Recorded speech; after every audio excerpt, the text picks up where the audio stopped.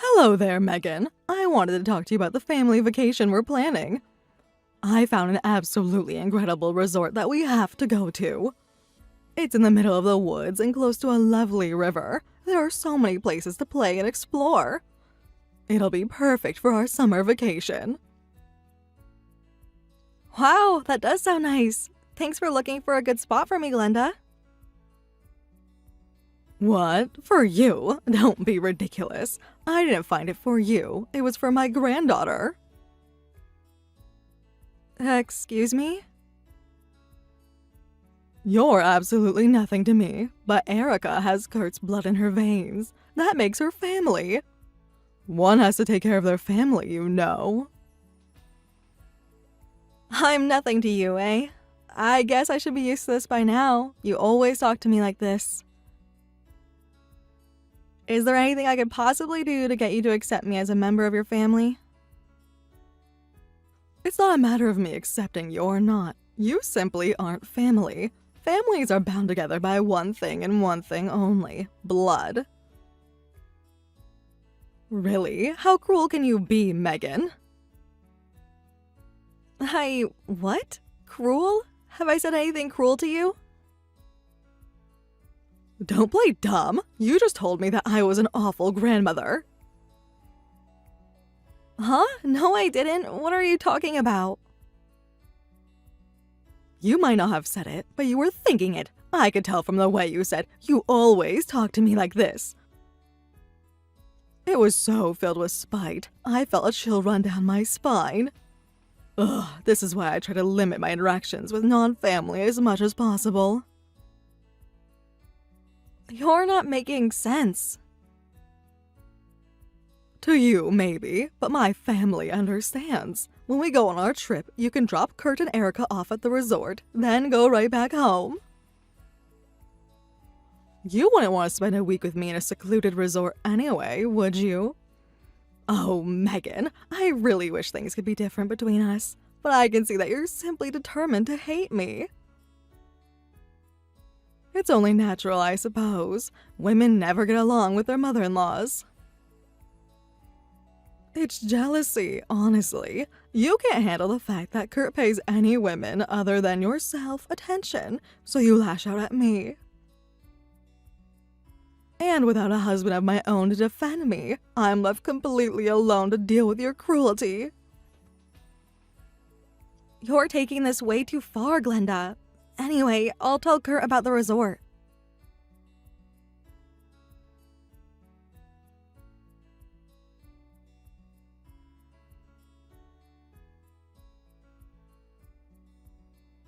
And she said she'll handle the reservations and everything, so I figured it's fine. We'll go to the place she wanted.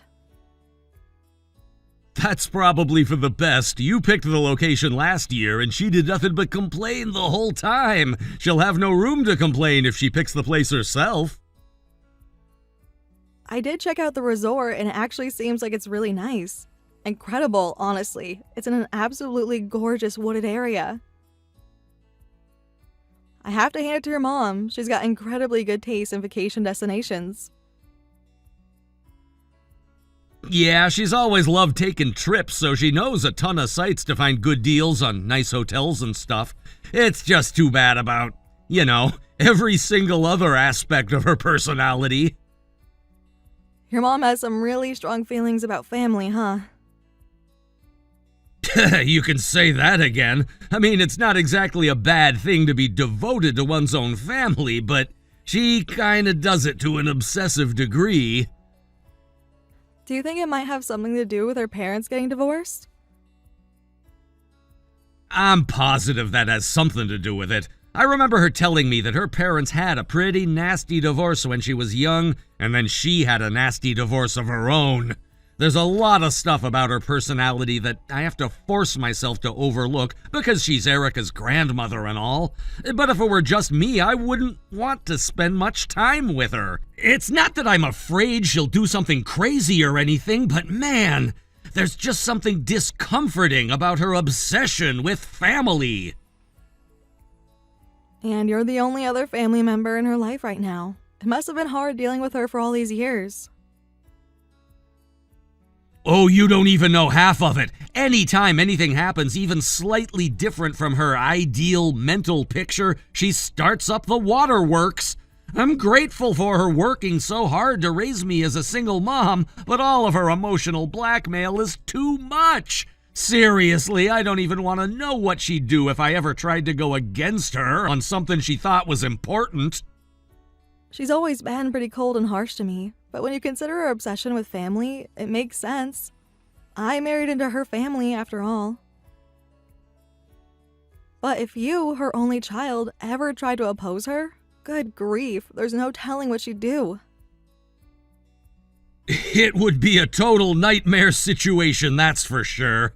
Anyway, it won't do us any good to sit here complaining about my mom's peculiarities. Let's just focus on making this summer vacation as fun as possible for Erica. Yeah, you're absolutely right. That's the most important thing. Besides, if she ever does something really crazy, then I could just cut off the financial support we're giving her. Like, you want to be crazy? Okay, fine. You could pay for your own rent, utilities, food, etc. I know you have a hard time being frank with her, but I have no such reservations. You got that right. That whole hell have no fury thing could have been written about you. You're a powerful ally, but you'd be an absolutely terrifying enemy. And don't you ever forget that. But yeah, I always knew, from even before our wedding, that me marrying you meant that somewhere down the road, I would have a showdown with your mom. And I'm always prepared to have it when the time comes. How did I manage to land such a strong, kind, and beautiful woman for a wife?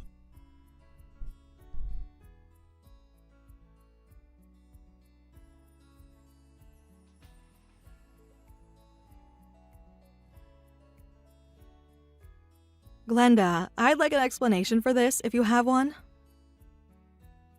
An explanation? For what, Megan? You know exactly what I'm talking about. Don't play dumb. Why didn't you include me when you made the reservation? The receptionist at the front desk looked confused when we tried to check in. He said the reservation said it was a party of 3, 1 senior citizen woman, 1 adult male, and 1 child. I'm not sure what you need to have explained for you. It all seems quite straightforward to me. I made a reservation for myself, Kurt, and Erica. Really, what are you so confused about? I told you this was a family vacation, didn't I? And you aren't family. I've been very clear on that fact, so I don't know why you thought you would be able to impose yourself on our family vacation. This is inexcusable, Glenda. I'm Erica's mother. How can you deny me the ability to be there with my daughter? She's got 1 parent with her, doesn't she? Kurt and I are more than enough for her. Now, if I've made myself clear, could you please be on your way? Poor little Erica is exhausted from the car ride here, and she needs to get some rest. This is going to be such a wonderful family vacation, and the best part, no clingy tag-alongs will be here to get in our way. That does it! I've had all that I could take from you, Glenda. Excuse me, don't even think about trying to play the victim card against me. I've tried, Megan. Really, I have. I've been as kind and gentle with you as anyone could ever be, but you just don't get it. I guess I have no choice but to be direct then. You are not family. You have no business coming with us on this family vacation, and you will not be staying at the resort with us. Go and pitch a tent somewhere in the woods for all I care, but you're not staying here. Not family, huh? Okay, fine. Then you could kiss your financial support goodbye. What? You know, the money we send you each month to help you pay your bills. All of that money comes out of my paycheck. But since you say I'm not your family, I guess I have no reason to be sending my hard-earned money to some random old woman. So I won't be sending you a single cent ever again. Hold it right there. You mean to tell me that all the money that I've been receiving up until now, That was your money? That's right. I was the one sending you that money. I don't believe this. Believe it or not, it's happening, and you have no one to blame but yourself. If you need money, you can get yourself a job. How could you do such a filthy, disgusting, nauseating, putrid thing to me? I feel like I'm going to be sick. Yeah, I'll bet this comes as a shock to you. I can't believe you're treating me as some sort of charity case when you're not even family. This is the absolute worst day of my life. You're telling me that all the money I've been using to buy my groceries came from your filthy, unclean hands? I'll have to throw out everything in my refrigerator the second I get home. You've always been a terrible, lowly woman, Megan, but this is quite possibly the cruelest thing you've ever done to me. Hold on, I figured you'd be upset. I thought you'd be more upset that I was cutting you off, not that I was sending you money in the first place. I've never been so humiliated in my entire life. You did this deliberately, didn't you? You knew how much I despised you, and yet you sent me that money anyway. And worse, you lied to me and told me it was from Kurt. Oh my god, I bought these clothes with your money too. I'll have to burn these vile rags. Whoa, Glenda, I think you need to take a second to calm down. Calm down? How can I calm down now that I know that my entire house is littered in things I bought with your money? Look, I think I've excited you enough for one day, so just know that we're leaving right now. I'll pay the cancellation fees for Kurt and Erica, so you can go ahead and spend the week here by yourself. I think you could use some personal time to settle down. Just don't go setting any fires in the resort or in the forest, okay?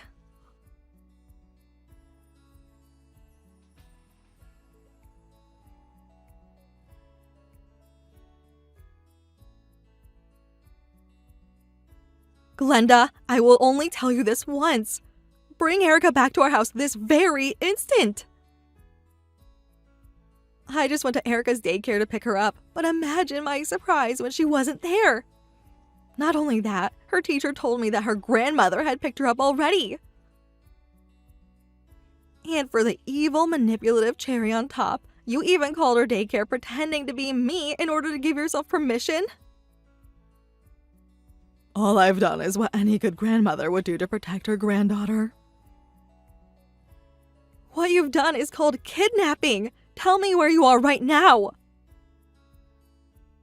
In the meantime, I'm heading over to your house right now. Don't you dare do anything to Erica.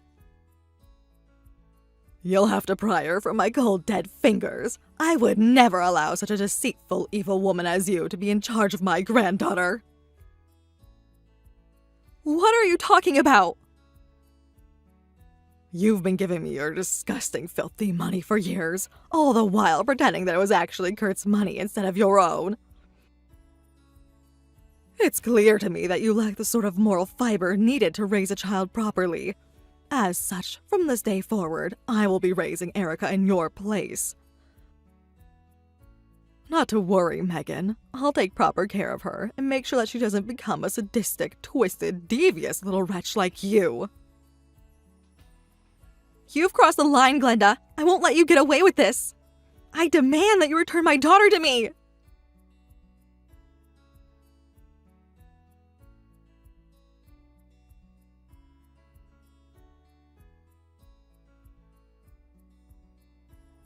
Megan, I'm sorry it took me so long to get back to you. I just got out of a meeting and the secretary told me you needed to talk to me and it was urgent. What's going on? Oh, thank God, Kurt. You won't believe this. Your mother has kidnapped our Erica. What? Kidnapped? What in the world? She called Erica's daycare and pretended to be me and told them Erica's grandmother was going to pick her up early. I'm at your mom's house right now. I can hear Erica's voice calling for me, but no matter how many times I ring the doorbell, your mom won't open. Not only that, she's telling me that she's going to call the police on me. Okay, I understand the situation. I'm gonna talk to my boss, tell him I have a family emergency, and take the rest of the afternoon off. For the time being, I want you to head over to my lawyer's office. You remember the place, right? What? Yeah, I do remember, but why your lawyer's office? I'm gonna put an end to my mom's interference in our lives once and for all. I've been talking to my lawyer about it for a while, and I think we've come up with a foolproof plan to make sure she never bothers us again. But what about Erica? You can leave her to me, don't worry. Erica's family, remember? My mom's not gonna do anything to harm her. You, however, are practically not even human to her. If you stay there any longer, there's no telling what my mom would be willing to do to you, so I want you to get away from that house as quickly as possible, okay? No way! I can't leave our daughter alone with that psycho woman. I'm not leaving until I know for sure that Erica is safe.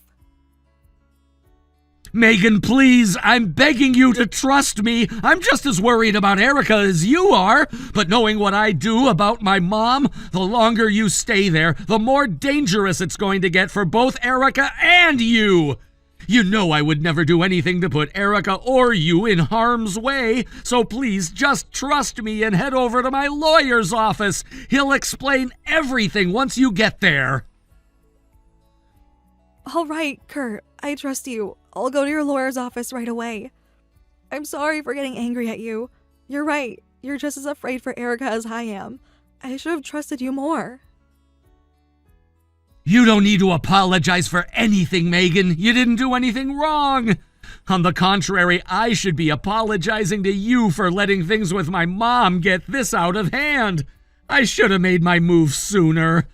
I won't let any harm come to Erica, believe me. Just give me a little bit of time and I'll have everything worked out.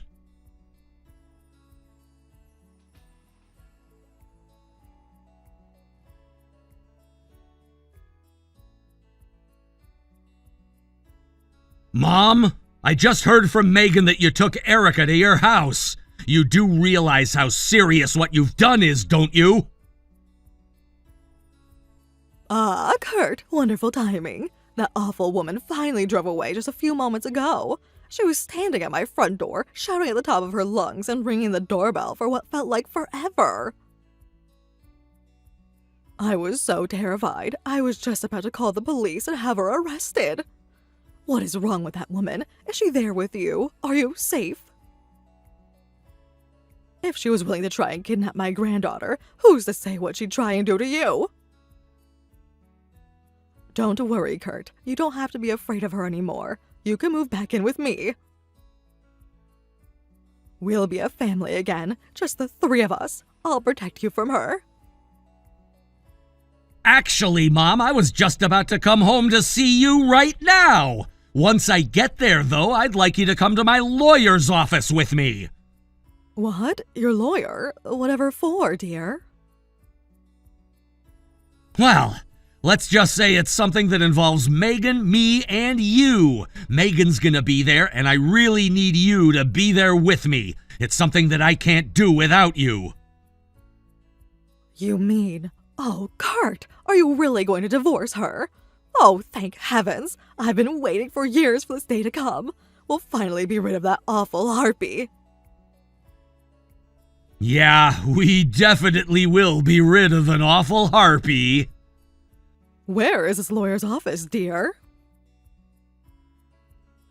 I'll tell you what, Mom, it's a special occasion, so I'll come by and pick you up personally. Oh, and I'd also like Erica to come with us, so bring her out to the car with you.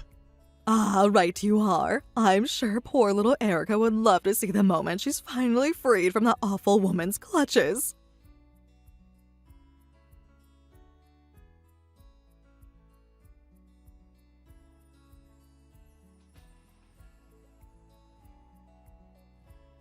You vile, pernicious shrew! You manipulative, deceptive, impertinent succubus! You tricked my Kurt! You turned him against me! I did no such thing! Everything that Kurt did today was of his own free will! Now, let me remind you of the promises you made to us today. You will never approach Erica without our express permission ever again. You will never interfere in our marriage again. And you will never come within 50 yards of our home ever again. You signed a contract with those terms, and it is legally binding, so never contact me again. And the same goes for Kurt. He wants you out of his life completely. Lies. Awful lies. Kurt would never say such a thing. You made him do this. My boy is so kind and gentle and loving. The only possible explanation for all this is that he's too afraid to stand up to you. You're delusional if you really think that. In any case, we read the contract to you. You said that you understand and accept the terms. You signed the contract, it was notarized, and now you're legally prohibited from intruding into our lives. And Kurt signed them too, so that includes him. I won't stand for this. I will find some way to overturn that silly little agreement. Wake up, Glenda! Don't you realize how much your constant meddling in our affairs has hurt Kurt? You have this thing about blood relatives. I get that. But if that's the case, then why in the world won't you listen to what Kurt is telling you? All you're doing is making one excuse after another to manipulate your last remaining family members into doing your bidding. I won't allow you to hurt my husband or daughter any more than you already have. Shut up, you impudent little brat. You're the one who's hurting them, not me. Don't think you've heard the last of me. I'll find a way to undo your brainwashing if it's the last thing I do. Glenda, you signed a legally binding agreement with real consequences for breaking it. If you have any sense in you, then you'll simply give up and live out the rest of your life quietly. You think I care at all about that thing you forced me to sign? I sure hope you do. Well, I don't. All that is some scrap paper. I ripped up my own copy the second I left that office. I'm Erica's grandmother and Kurt's mother. I have a God-given right to have them in my life. Not anymore, you don't. You really are a vicious, putrid, slimy fiend, Megan. You've ripped my only son and granddaughter away from me. I'll make you pay for this.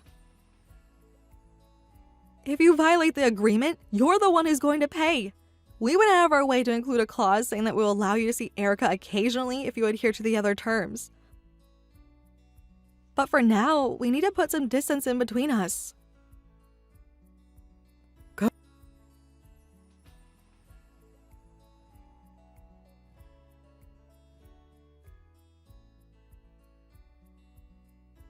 Darling, I was wondering when you would send me my money for this month. I'm a bit short on cash at the moment. Oh, and make sure the money you send me comes from your paycheck, not that woman's. You're free to do whatever you want with your money, aren't you? That's not interfering in your marriage. I'm still keeping the terms of that stupid agreement. We discussed this yesterday, Mom. I'm sending you a flat amount of money each month and it's not going to change. Now don't ever ask me about money again. This conversation is over. How can you be so cold to your own mother? After all the trouble I went through to raise you by myself, now you're willing to go crawl in a hole somewhere and die. Is that it? I said no such thing. All I'm saying is that you need to understand that I'm not a child anymore, and I won't have you interfering in my life.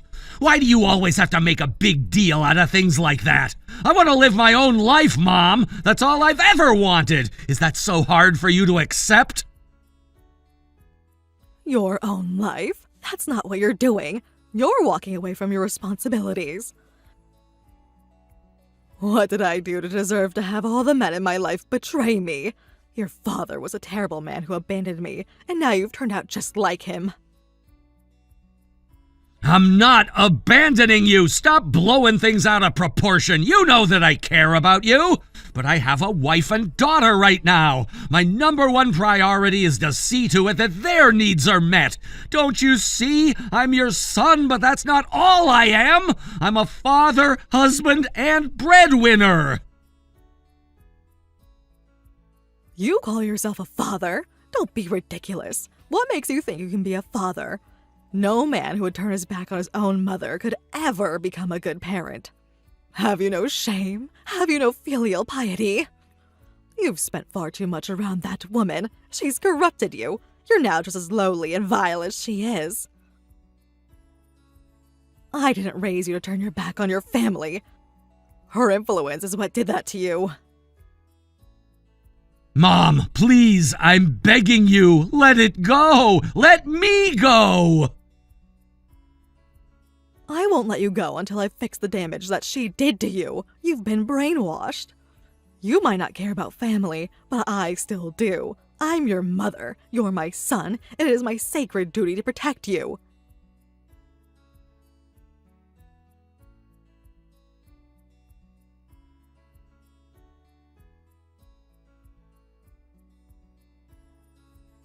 Kurt, are you okay? You looked really upset when you left for work this morning. I can't take this anymore. What's wrong? It's my mom. She's been messaging me hundreds of times every single day. I keep telling myself that I can ignore them, that I shouldn't bother myself with reading them, but I just can't help it. I'm sorry, Megan. I don't know what to do with her. It's not that I want to abandon her entirely. I just want her to give us some space. Every day I tell myself that I should just block her number and move on, but I can't. I know that I'll only make myself feel worse if I read her messages, but I can't help myself. I don't know what to do. I feel like I'm losing my mind.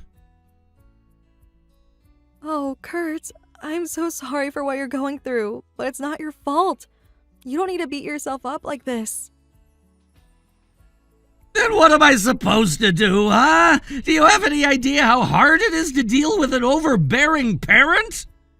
Kurt, please don't get angry at me. I'm sorry, Megan. God, what's wrong with me? This isn't your fault. I shouldn't be angry at you.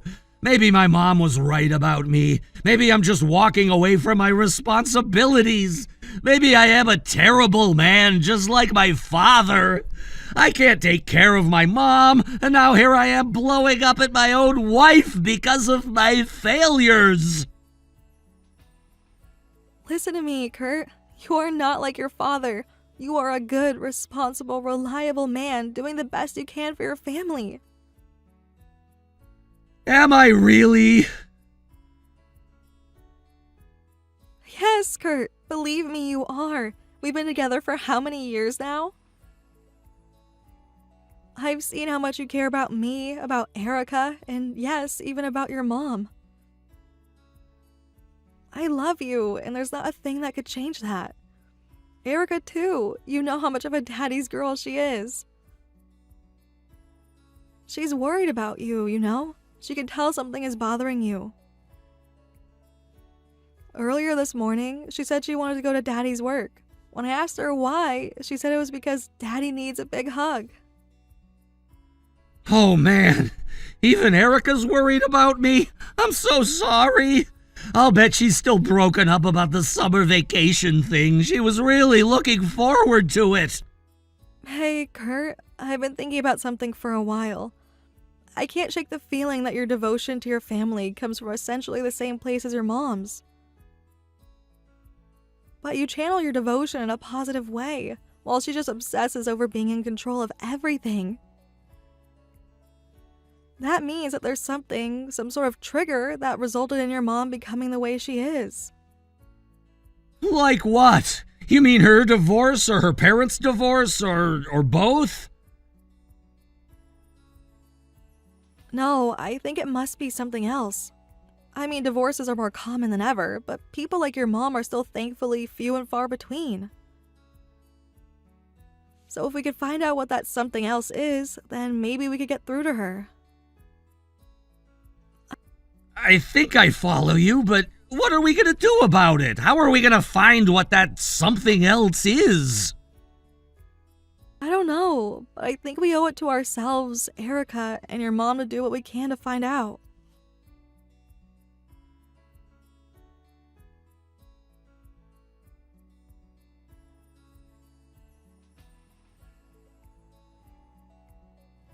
You thought you were gonna lock me up, did you? Well, you've got another thing coming. I won't let you throw me into the loony bin. Now let me speak to Kurt. Glenda, where in the world are you? We got a call from the hospital saying you had disappeared from your room. The whole building is on lockdown looking for you.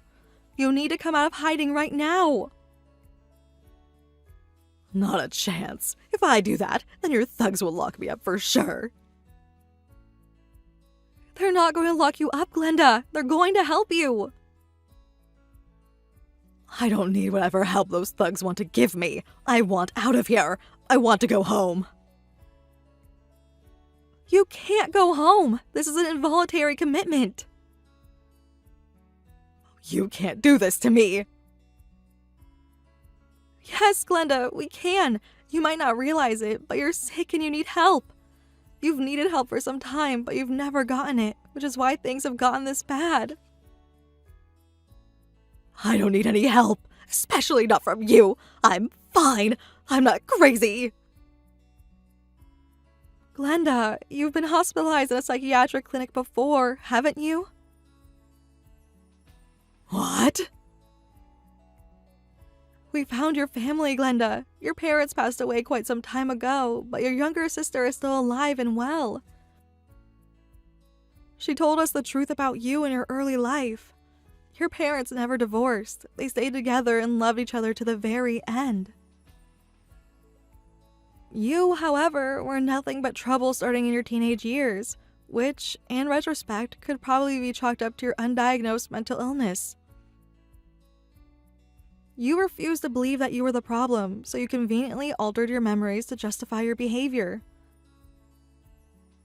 In your mind, you didn't alienate your family. They alienated you. You weren't the one fighting with your parents. They were fighting with each other. It's all in your head, though. None of that is true. Nonsense. You're trying to confuse me. I know my parents got divorced. Don't you get it? I went to your childhood home. Your sister still lives there. I know everything, Glenda. All of your bizarre behavior is the result of your mental illness. Your obsession with family, the way you treat me as an outsider, the time when you actually kidnapped Erica, your mental illness explains everything. Shut your filthy mouth. I'm not sick. I'm not crazy. I'm not going to any hospital. I just told you, you don't have a say in the matter. You're being involuntarily committed. We went through the entire legal process, and the judge gave the order just yesterday.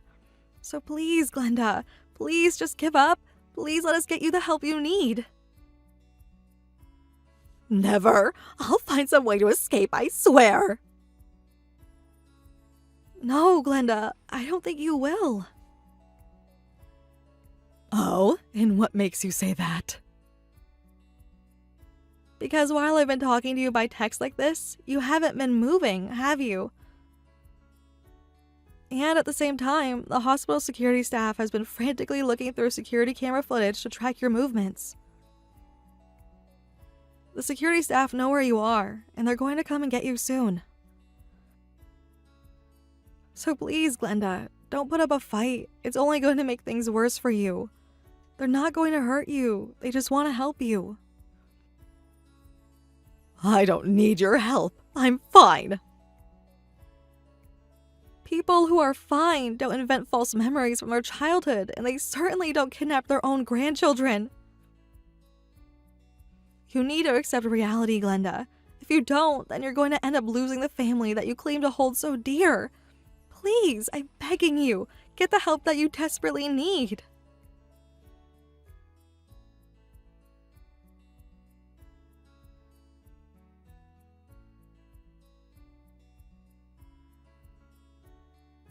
Hey, Kurt, is everything okay with your mom? You told me earlier that the hospital asked you to come and speak with them today. Yeah, I just got done talking with them. They're saying that she's being moved into the closed psych ward. Oh no, what happened? I guess she's been making escape attempts every single day for the past week, and each time's more desperate than the last. Yesterday was the worst yet. I guess she actually ended up hurting one of the security guards. So it's for the best for my mom's own safety as well as the other patients and staff that she be isolated, at least for the time being. And in order to do that, they needed consent from her next of kin, meaning me. I feel so guilty. I should have noticed that something was off way sooner. Then I could have gotten her the help she needed before things got out of hand. What kind of son am I? I'm the only family she has left in this world, and I still couldn't do anything to protect her. No, Kurt. I feel like this was the inevitable outcome. Really? Why do you say that? Because it's like you said, you're the only family she has. There's no one closer to her than you. And if you still couldn't tell that she was ill, despite all the time you've spent with her, then there's simply no way you could have known. Plus, her behavior up until now wasn't really crazy, was it? Frankly, she was just like any other overbearing mother out there. But how can you say that so definitively? Wait a second, didn't I tell you what I did before we got married? I was a nurse in a psychiatric hospital myself. Wait, really? You never told me that. Well, I was always planning to quit once we got married, so I guess I never had the opportunity to talk about it. But yeah, back when I worked there, I would see a lot of family members coming in who were in your exact same position. No one ever wants to believe that their family members are undiagnosed. Even if it becomes obvious they can't make decisions for themselves anymore, it's still really difficult to have them committed. Sure, just like any other disease, it's for the best if you can catch it as early as possible, but this is the real world we're living in. It's impossible to figure these sort of things out early enough to make a difference, so you don't need to beat yourself up like this. All that you can do is make the best decisions you can in the present based on what your mom needs the most. And that's exactly what you did. You don't need to feel bad about anything. If anything, you should be proud of yourself for doing the right thing. Yeah, I guess you're right. Thanks, Megan. You're a good son, a good man, a good husband, and a good father, Kurt. Whenever you're feeling down, you can always lean on me. I'll be there for you.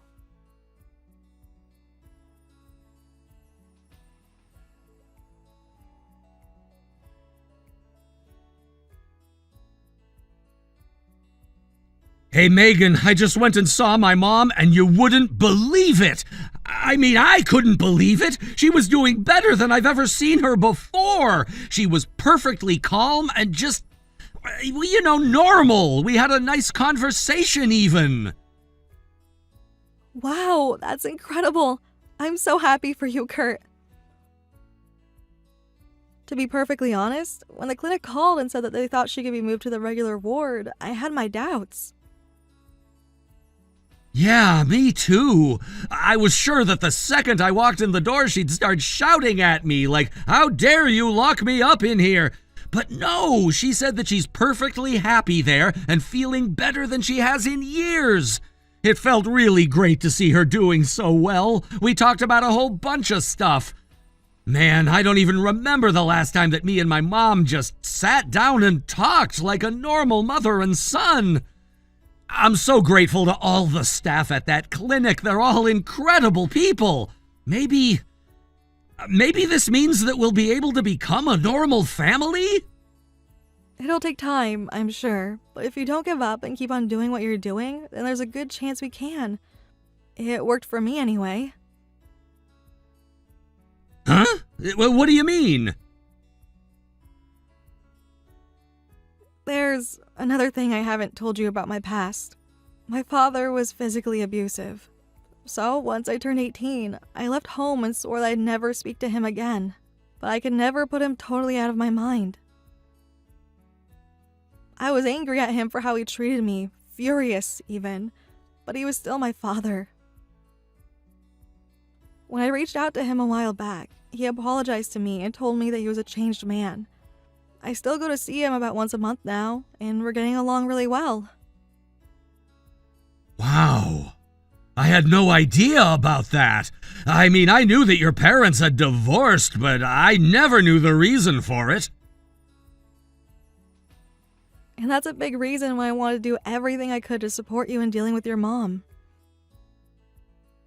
You know, with family, it's not like you're supposed to be there right next to each other all the time. I'd say one of the best things about family is the fact that even when there's distance in between you, the love and respect you have for each other never fades away. I have faith that you and your mom are going to find some way to have a healthy relationship, and I'll be there all the way to support you however I can. Thank you, Megan. Really, I can't thank you enough, and also I'm really, really sorry. Sorry for what? You know, during the whole summer vacation debacle when I got angry at you and told you how you couldn't possibly understand how I feel, I had no idea about your past when I said that. It must have really hurt you. I don't resent you at all for that, Kurt. I never told you about it. How could you possibly have known? And you kind of did have a point. My problem with my dad wasn't excessive, obsessive love. It was the exact opposite. So I honestly didn't really know how you felt. You know, every single day I wake up and find a new reason to be glad I have a woman like you for a wife. I feel the same way about you, Kurt. And I get what you said about family still being family, even if we're far apart. But I don't want you or Erica to ever get too far away from me, okay? Okay, don't worry, I won't leave you. But try not to be too overprotective when Erica brings her first boyfriend by the house, okay?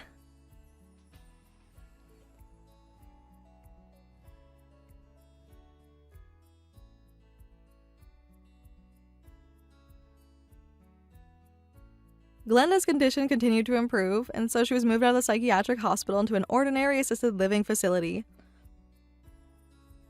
Even though it was because of her illness, I'm still kind of uneasy about getting close to her again. But no matter what differences she and I may have, she's still Erica's grandmother, and I can't keep her away from Erica forever. For now, Kurt and Erica are going to visit her once a month without me. I think that's for the best. I do, however, hope that Glenda is able to live out her days in peace and comfort. I can tell that his mom's improvement has been an incredible relief for Kurt. You can see it in the way he carries himself. It's like a massive weight's been lifted off of his shoulders. I have no doubt that we'll face new family problems as our lives go on and Erica gets older.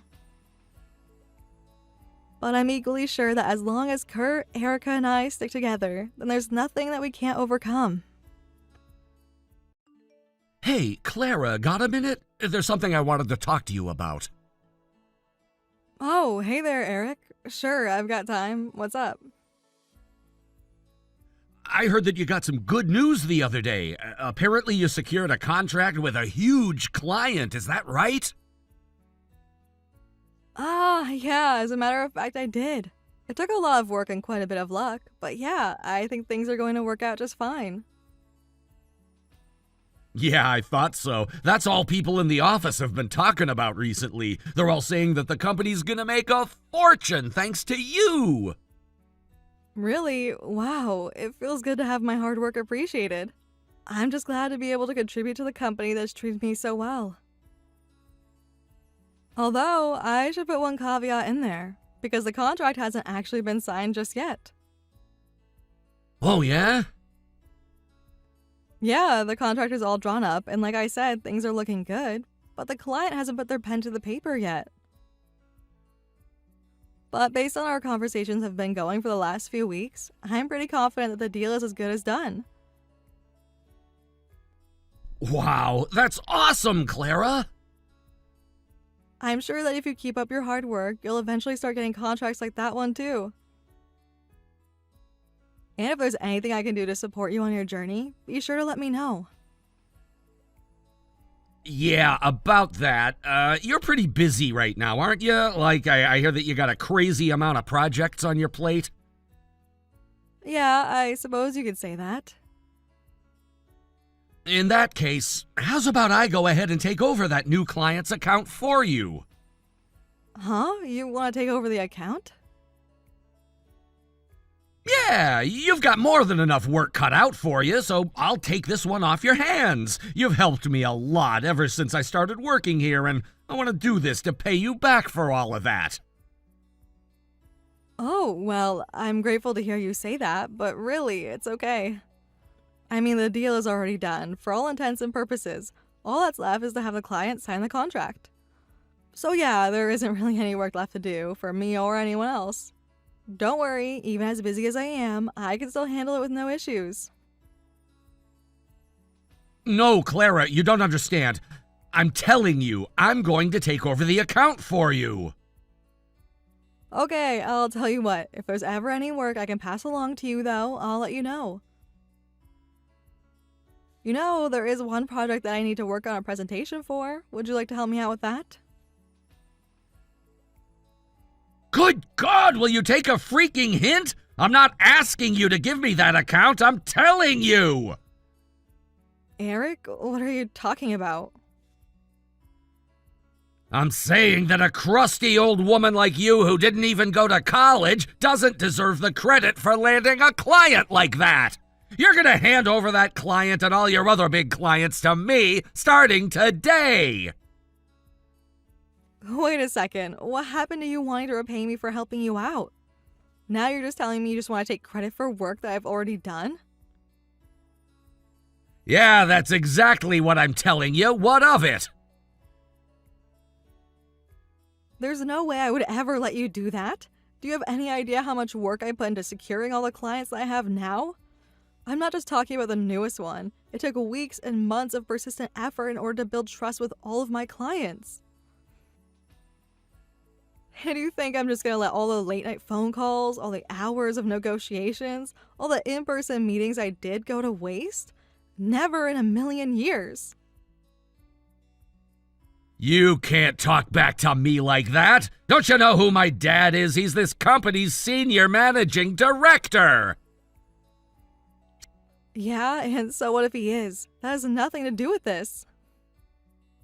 Sure it does. If you don't do what I say, I'll just have to talk to my dad and get you fired. He wouldn't do that. It would be an egregious breach of ethics. Ethics, schmethics, my dad can do whatever he wants. He's one of the most important people in the company, and I'm his son. You're just some peasant who couldn't even get into state university, but I'm a bona fide elite.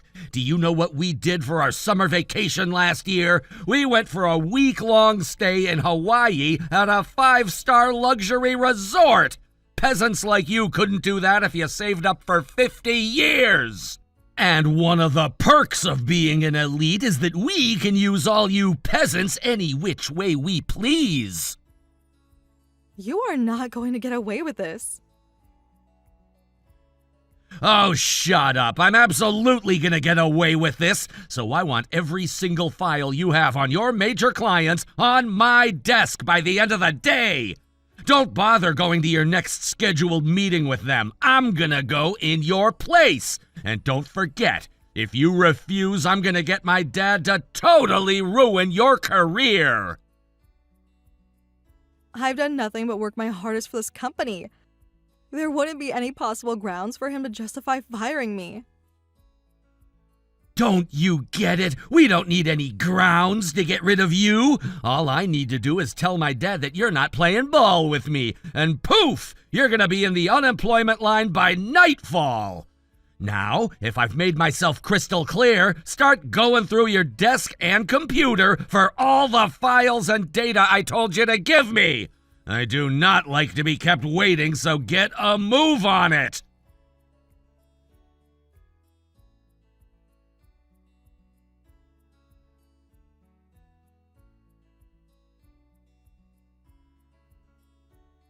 Hi there, Vito. It's Clara. Thanks for meeting with me the other day.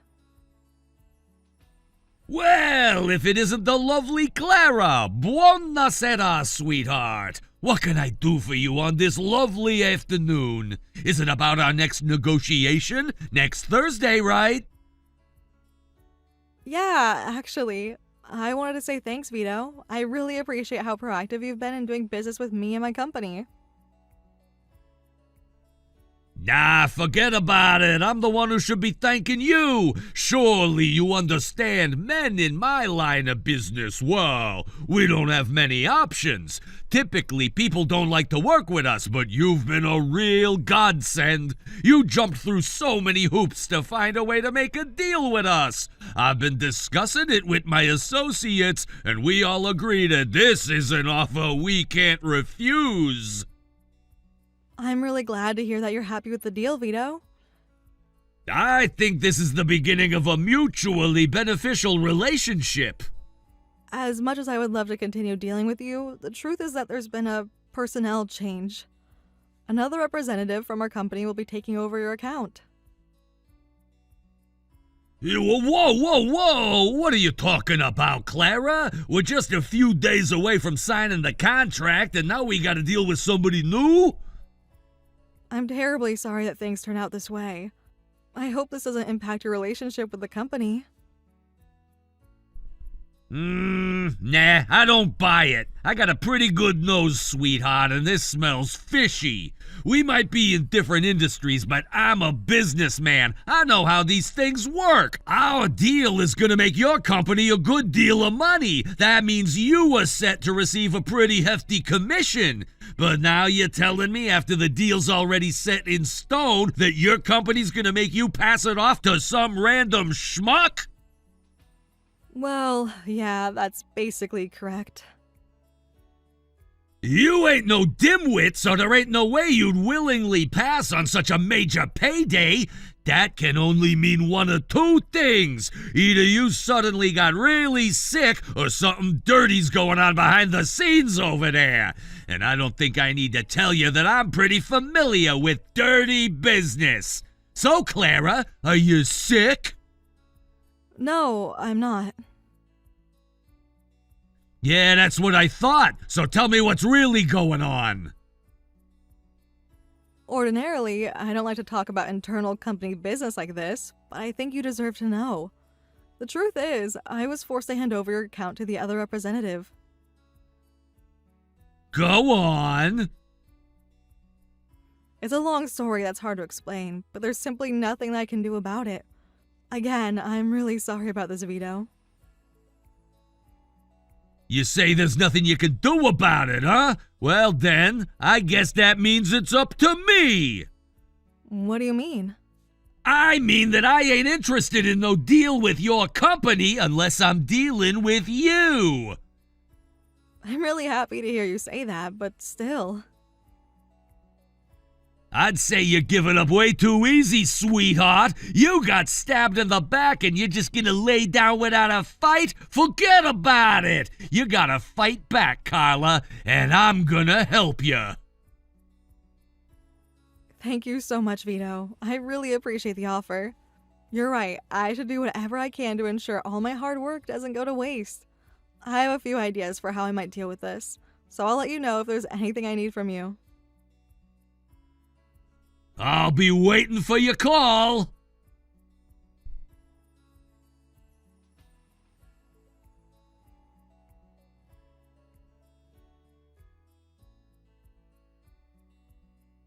Hey Eric, about those accounts you wanted me to hand over to you. Did you get your files sorted out? Took you long enough. No, actually, I'm telling you that I'm not going to give them to you after all. Excuse me? Are you disobeying a direct order?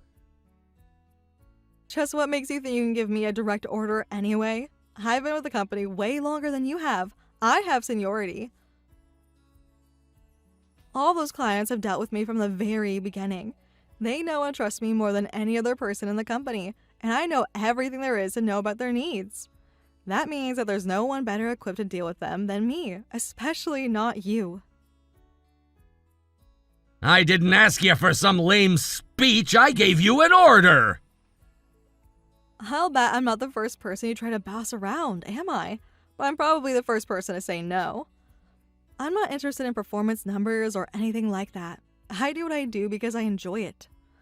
You, on the other hand, I was assigned to be your mentor from the moment you joined the company, so I know exactly what sort of work ethic you have. None. All you do is try to use your dad's position in the company to get out of doing your job. I don't think I've ever seen you put in an honest day's work. And even back when I was training you, you were just messing around on your phone the whole time. You weren't even paying attention to me. Yeah, and so what? My dad's the company's senior managing director. We've got more money than we know what to do with, so it doesn't matter if I blow off work. We'll still be fine. If you were intending to blow off your job, why even get a job here in the first place? What, and be some unemployed loser? No thanks. I just want to work long enough to get a fancy-sounding title, then relax for the rest of my life. That's really the only reason that you took a job here? Yeah, you got a problem with that? You don't seem to get it, Granny. People like me can do whatever we want. That's one of the biggest benefits of being an elite like me. I've got connections in all the right places. Then explain something to me. If all you want to do is use your dad's name to get away with doing nothing, then why are you going out of your way to steal credit for my work? Why not just sit back at your desk with your feet up like usual? You want to know why, Clara? Do you really want to know? It's because you piss me off, that's why! What? I've been nothing but kind to you. It's your attitude that pisses me off. You weren't even smart enough to go to college, but you think you're better than me. I'm an elite, Clara, an elite! Born into an elite family, graduated from an elite school, and now an employee in an elite company. You've got no right to outperform me. I need to show you who's boss, and the best way to do that is to be your boss. But in order to move up in the company, I'll need to have some hard results to my name. You must be joking. That's what this is about? You got that right. I'm gonna do whatever it takes, work as hard as I can to take all the credit for your work. That way I'll be on the fast track to upper management in no time. I talked to my dad about my big plan too, and he loved it. He told me that if there's anything he can do to help me out, he'll do it. No way. You mean your dad is in on this? Your entire family is corrupt. Shut up, peasant. Commoners don't talk to their superiors like that. Once all your accounts are under my control, I'll have to make a few improvements. What do you mean, improvement? You know, sell them extra pointless services so the company gets more money for doing nothing at all. That'll make my numbers even better. My dad's gonna be thrilled with me. Hold it. You can't just take money from our valued customers for doing nothing. Yeah, I can. What do you think clients are for anyway? They only exist to make the company money and advance my career.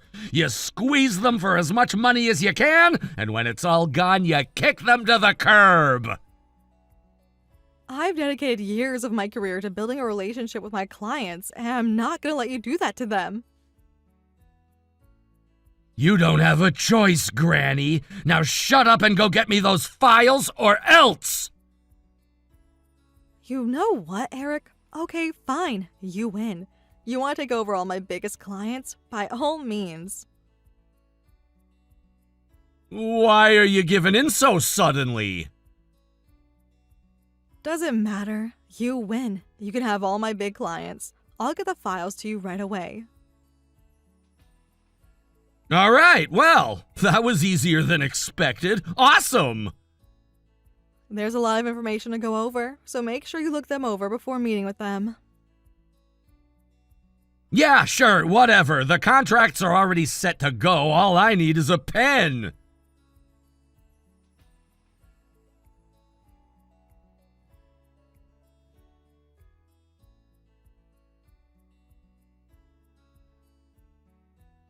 Hey, what's going on here?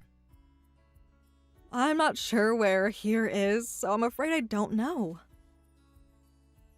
Don't play games with me! I've been calling all your old clients, telling them that I've taken over their accounts, and each and every one of them told me they're canceling their contracts!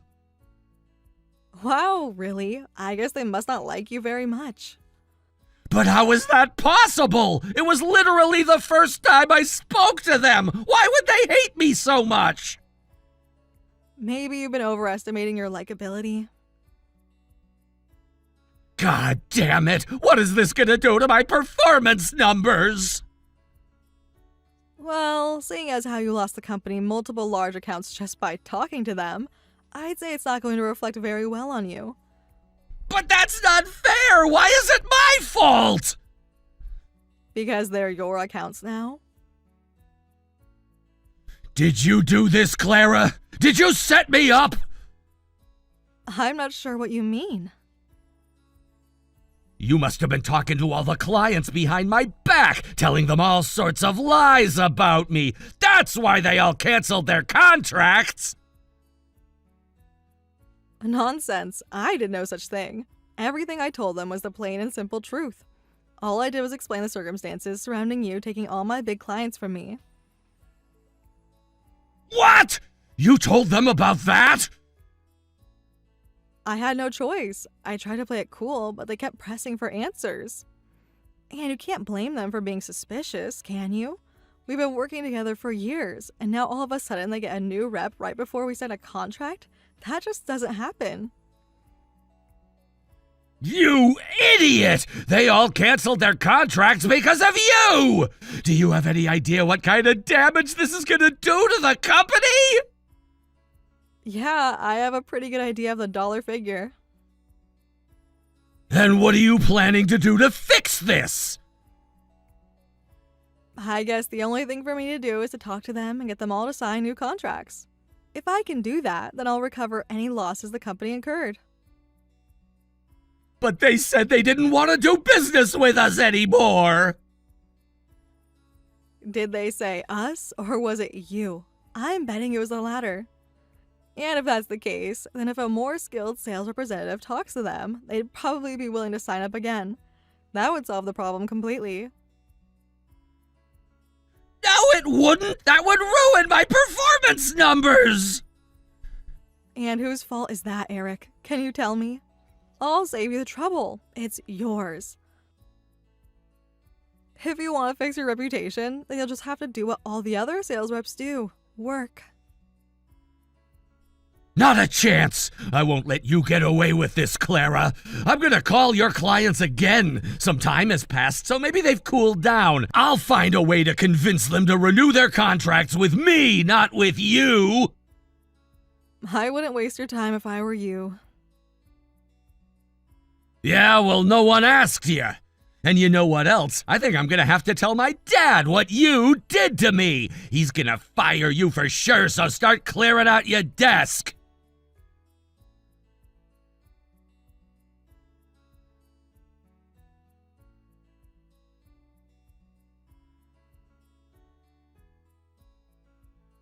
Good afternoon, Mr. Protani. This is Eric, your new sales rep. We spoke last week, and I was wondering if I could have a moment of your time. I thought I made myself clear that I will not do business with you. If I might say, sir, I think there's been some confusion regarding recent personnel changes in the company. Don't gimme that. You just wanted to take credit for all of Clara's hard work. You're a man, ain't ya? You want to make a name for yourself? Do it the old-fashioned way. That's precisely the confusion I wanted to discuss with you, sir. You calling me confused? I don't like your tone. I'm sorry, sir. I meant no offense. I simply wanted to fill you in on the information that I believe Clara left out of her explanation.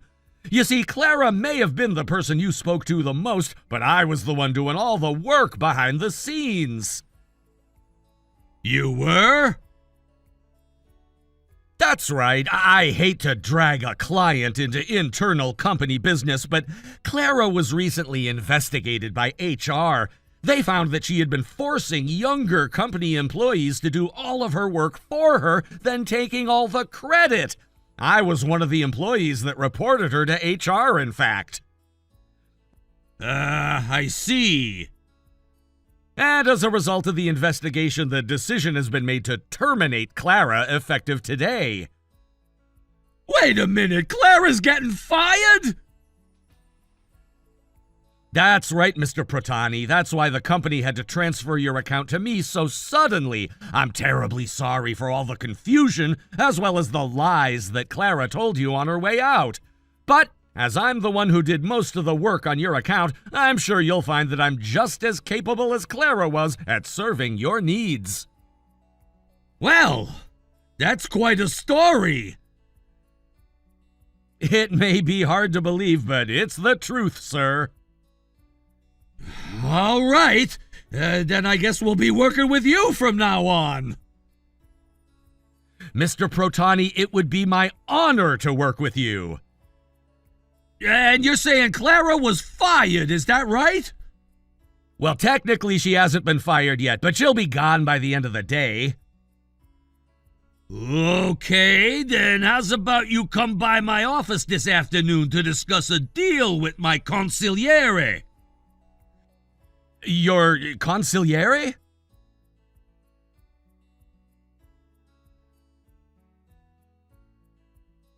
I'm only familiar with one line of work that uses that term.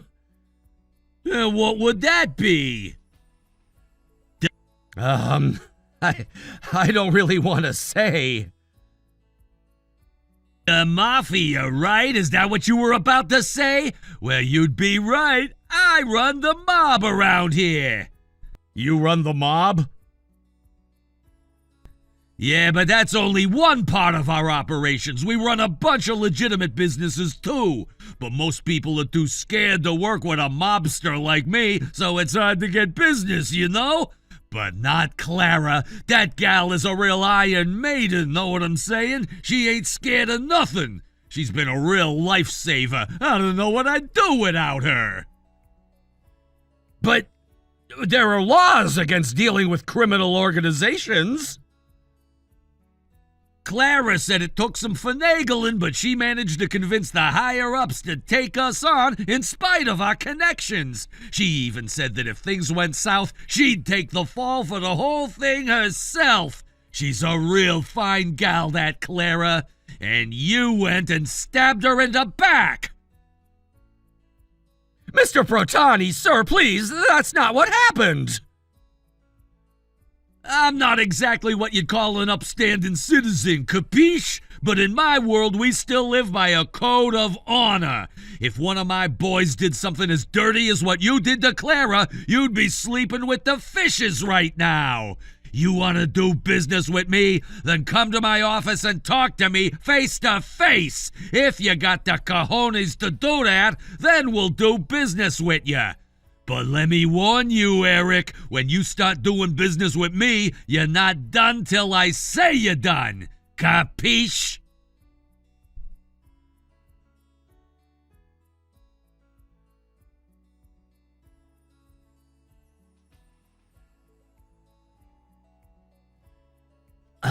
Clara, are all your big clients mafia members like Vito?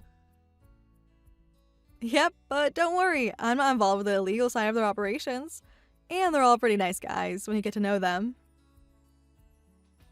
This can't be happening! A mob boss is furious at me! Yeah, the expression goes that there's no honor among thieves, but Vito and his friends are different. What am I gonna do now? He's telling me he wants me to come to his office! Great news. Sounds like he's gonna give you a chance to keep his contract. Great! Nothing's great about this. I'm not getting involved with mobsters. What are you so worried about? Vito lives by a strict code of honor. His businesses employ a lot of people, and they're very involved in the local community. Just because he's a mobster doesn't mean he's a bad person.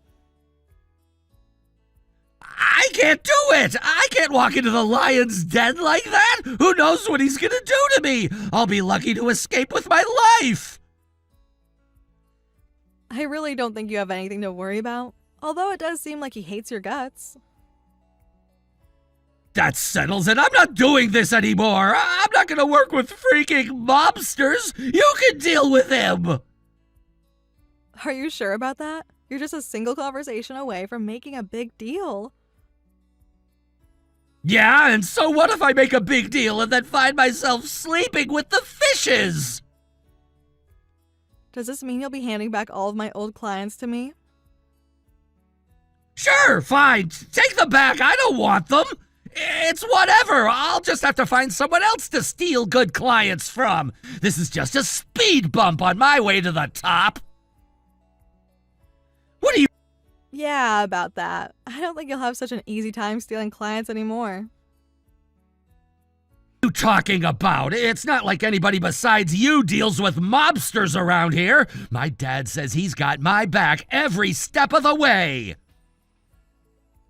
Uh-huh. Well, I'm glad you have such a supportive father, but he's getting fired. What? It looks like he was using his position to steal the company's money. That's what they call embezzlement. You said you went on a family vacation to Hawaii, right? Yeah, and? I guess your dad claimed that as a travel expense and had the company pay for it.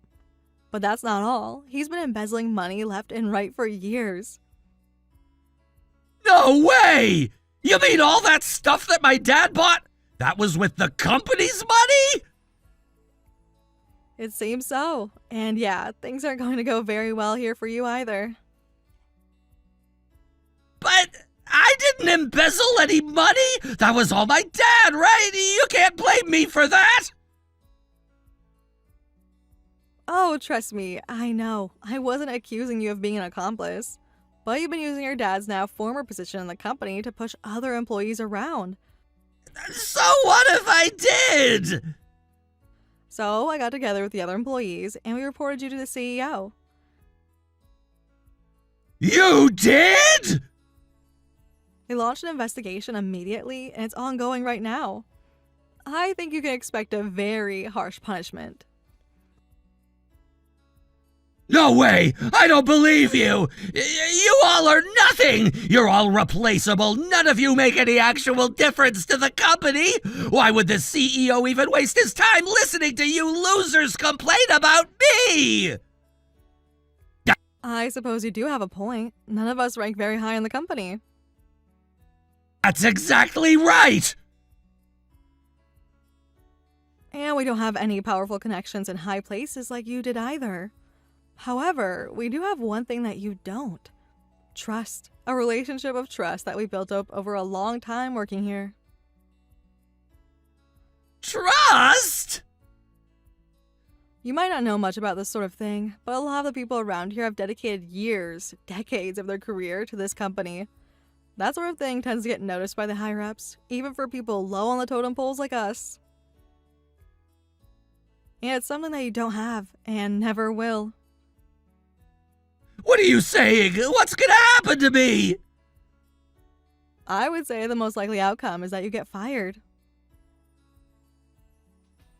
They're gonna fire me? All because of what my dad did?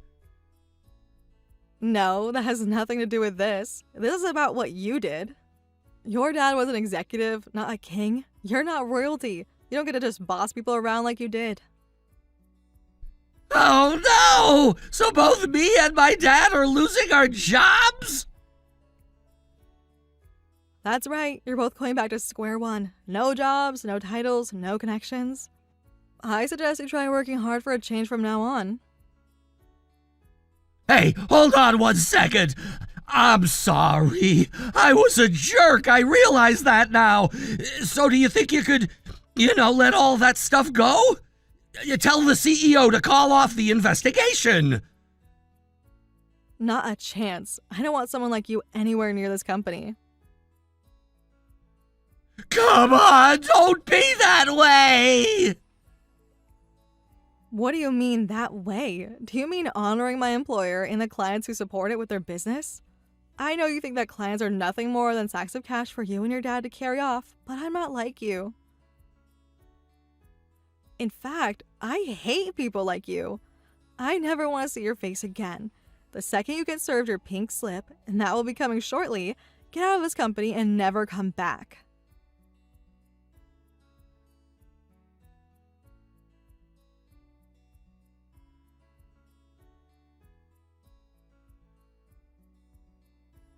Hey there, Vito. I'm really sorry that you got dragged into our messy internal business recently. You got nothing to apologize to me for, Clara. So how did things turn out?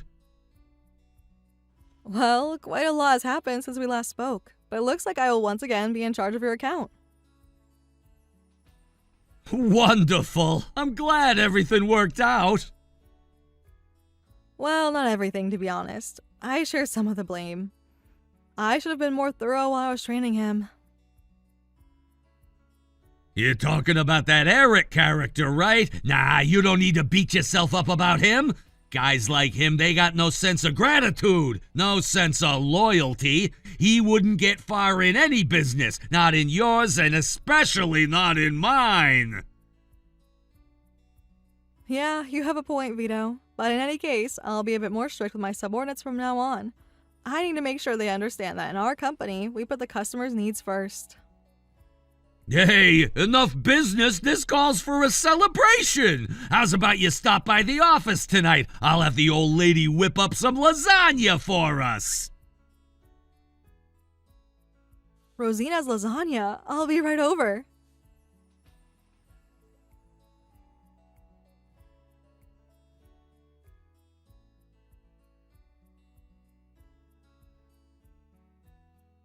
This shouldn't come as a surprise to anyone out there, but Eric was fired shortly afterward.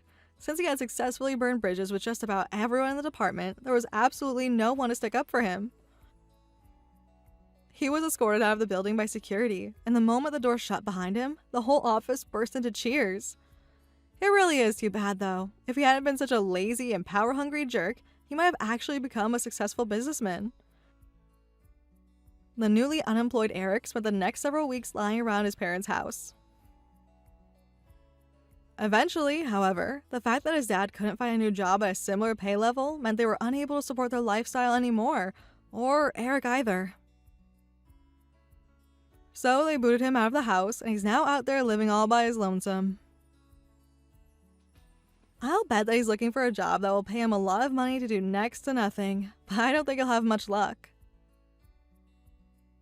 In the meantime, he's doing part-time jobs here and there and barely managing to scrape by. As for me, things have gone back to normal, for the most part. I still have my same job at the same company with my same clients, along with some new ones. After a positively delectable lasagna dinner with Vito and his wife Rosina, he finally signed the contract that we were going to sign before Eric came along. The contract was a massive moneymaker for the company. Thanks to that, as well as my efforts in organizing the other employees against Eric, I'm getting promoted. Starting next month, I'll be the head of the entire department. From now on, I plan to do my best to instill loyalty, respect, and work ethic into our next generation of employees.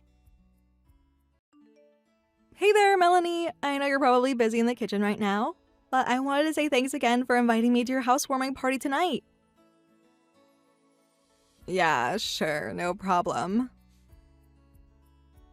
Wow, I can't believe how gorgeous your new house is. And when I looked in the kitchen a little bit ago, I could have sworn I saw some cans of caviar. Am I right? Yep. Wow, so I was right then. If you got enough for everyone, that must have been pretty expensive.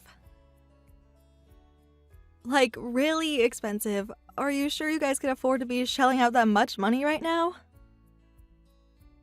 That's nothing that you need to be worried about. Yeah, I guess you're right. It's not directly my concern, no. Sorry, maybe that question was a little bit too intrusive. It's just that I noticed you've bought a lot of stuff lately. You got a new car a little while ago too, didn't you? I was thinking, maybe you guys might be a little tight on finances right now, that's all. What did I just tell you, Kate? That's nothing that you need to be concerned about. I know, but still. Honestly, Kate, who do you think you are talking down to me like this? I'm not sure what you mean. I consider myself a concerned sister-in-law. Don't sell me short. That's not all I am. I am your older brother's wife.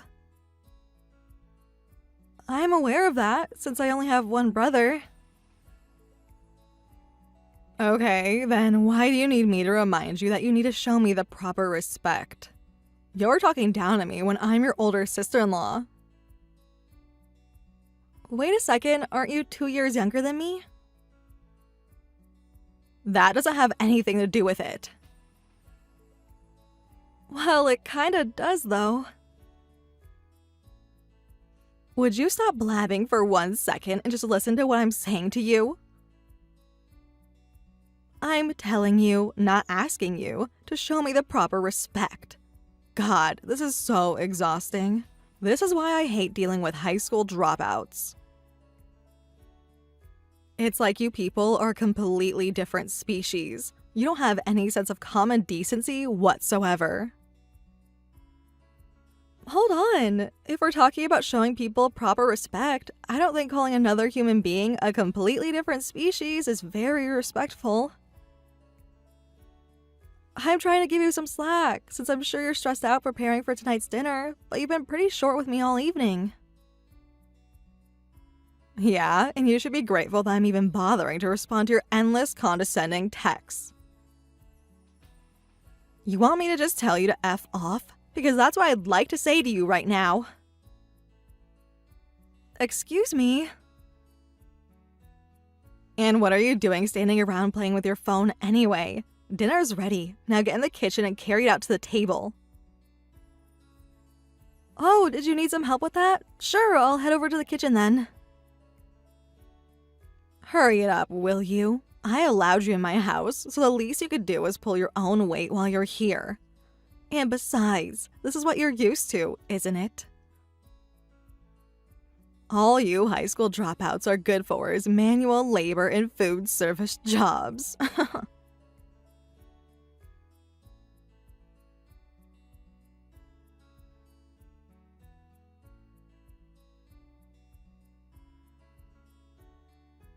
Hey, Melanie?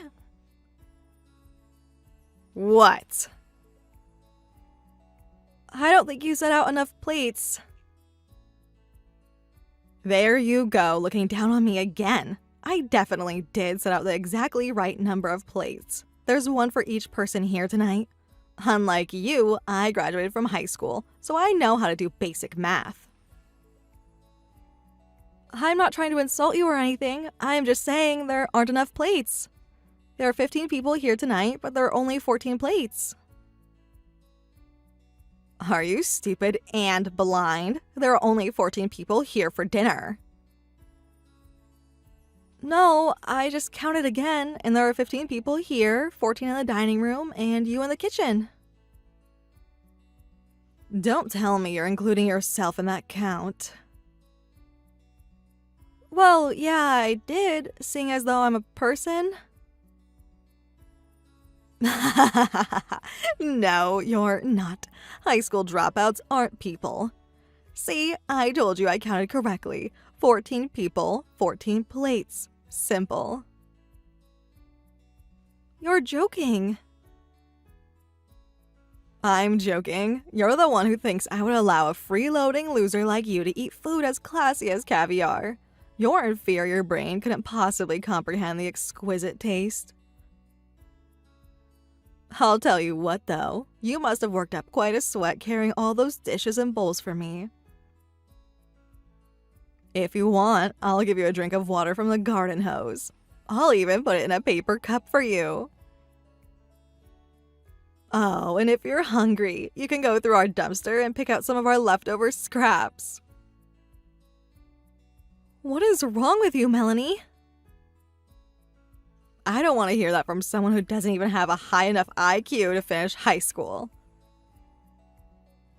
I mean, did you really think that I would treat you as an equal? You, someone from the lowest rungs of society? Get over yourself, you narcissistic nuisance. You should thank your lucky stars that I even allowed you to set foot inside my house.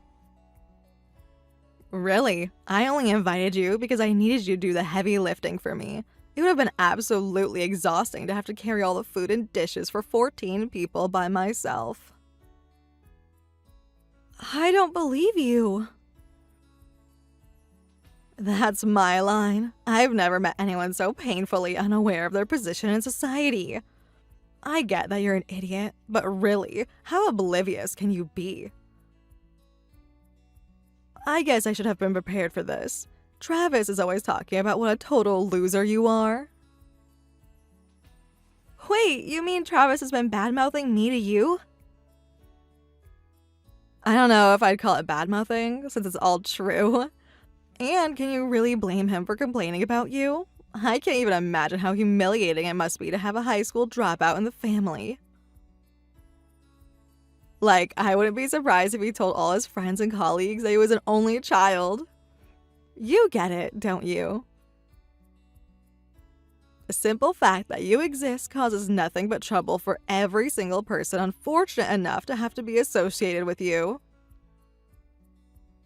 It's time for you to wake up, Kate. You're an embarrassment to your family and the entire human race. Melanie, I have no idea why in the world you're being so terrible to me. Oh, I don't doubt that. I bet you never get much of any ideas at all.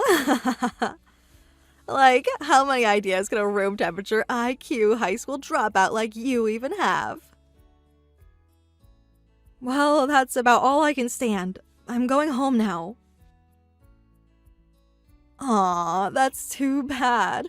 You're really gonna miss this opportunity to watch classy people eat classy food. Sure, you won't get to eat any, but you can at least smell it.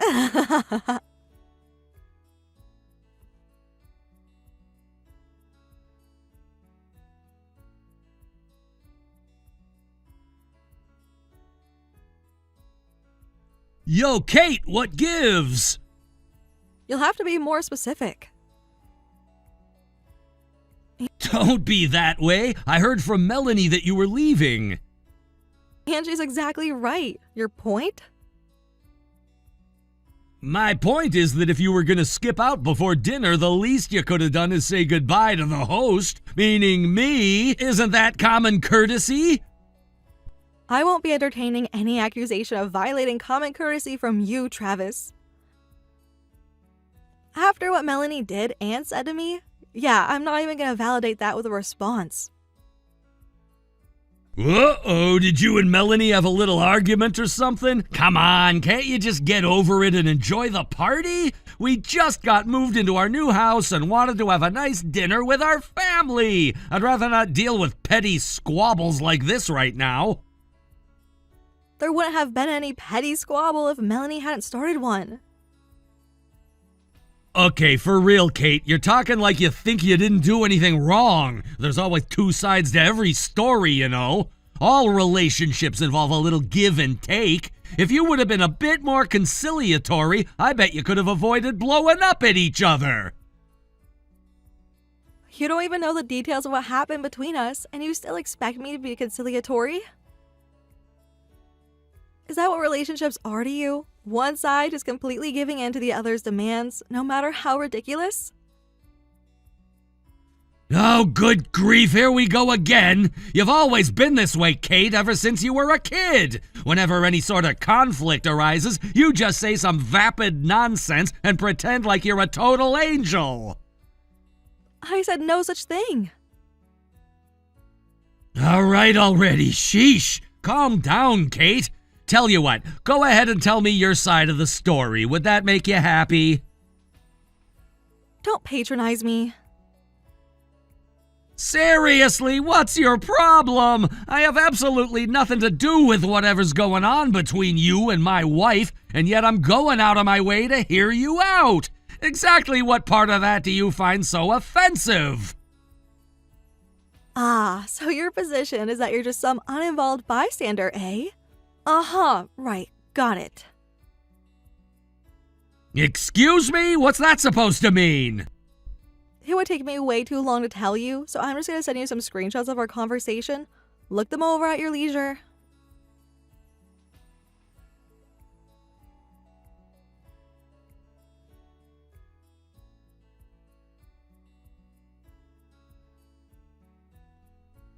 Wow, that was something.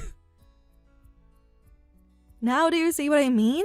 That's quite the way to treat someone that she herself invited into her house. I have so much to do right now that every second spent not working is a huge sacrifice. In spite of that, I took the time to come to your housewarming party, and what do I get in return? You demand I be conciliatory with your wife without knowing any of the details. Hey, look, it's a joke. This is just one of Melanie's jokes. She has such a dry sense of humor, doesn't she? Sometimes not even I know when she's joking and when she's being serious. So I don't think you need to take anything she said so seriously. In no universe could any part of what she said to me be considered a joke. And even if it was all a joke, it most certainly isn't funny. Come on, Kate, can't you give her a break? She's got a lot of stuff going on right now. It's really stressful to be a homemaker in a brand new house, and I don't know, maybe it's just that time of the month for her. You're a woman too, so you know how that goes. Your emotions get all out of whack, and you suddenly find yourself saying all sorts of stuff that you don't mean. Disgusting. Disgusting? Which part? How about all of it? You're seriously trying to use that time of the month thing to excuse your wife's terrible behavior? It's not an excuse. I'm just saying it's a possibility, that's all. And once again, even if you are correct about it being that time of the month, that still wouldn't make anything she said to me okay.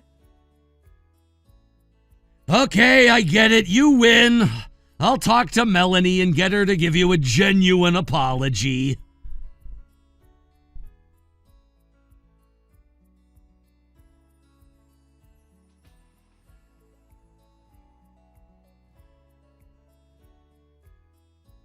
Melanie! Yes, darling. Are you enjoying the dinner? How can I enjoy the dinner when you just did the single dumbest goddamn thing you've ever done to me? What are you talking about? Don't gimme that bull crap. You know what you did. You threw Kate out of the house, you hopeless moron. No, I did not. That's completely untrue. I didn't throw her out. She left of her own free will. Seriously, what's wrong with her? She's such an oblivious loser. The only oblivious person around here is you! She sent me screenshots of your conversation, Melanie. I know exactly what you said to her. No way. You mean she actually shared our private conversation with you? I don't believe her. What a little creep. That's a violation of my privacy. I don't give a damn about your stupid privacy. You need to fix this before it gets worse. Now apologize right this instant. For what? Why should I apologize? Just do it. Okay, fine. I'm sorry. Not to me, Melanie, to Kate. Apologize to Kate right now.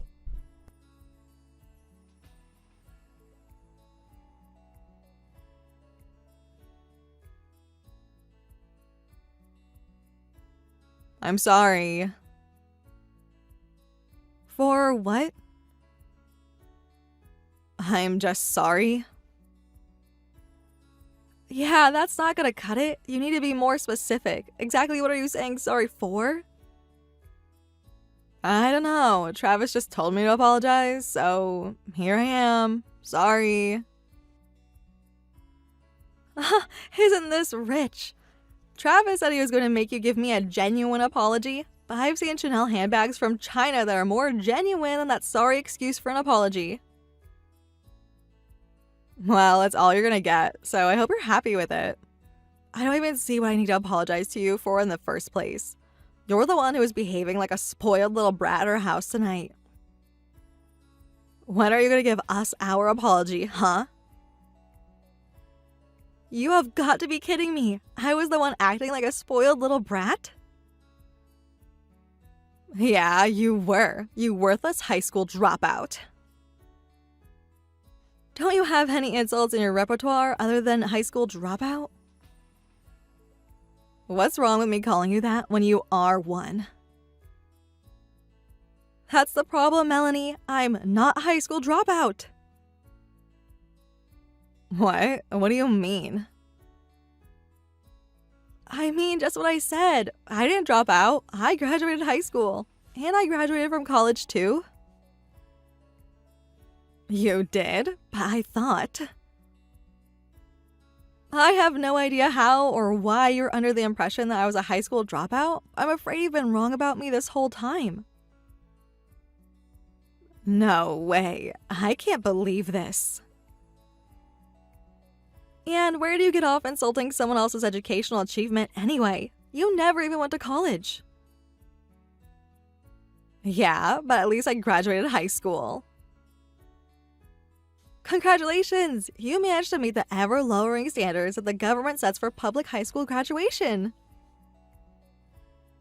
Yeah, well, at least I finished the whole stupid 4 years, unlike somebody else I know.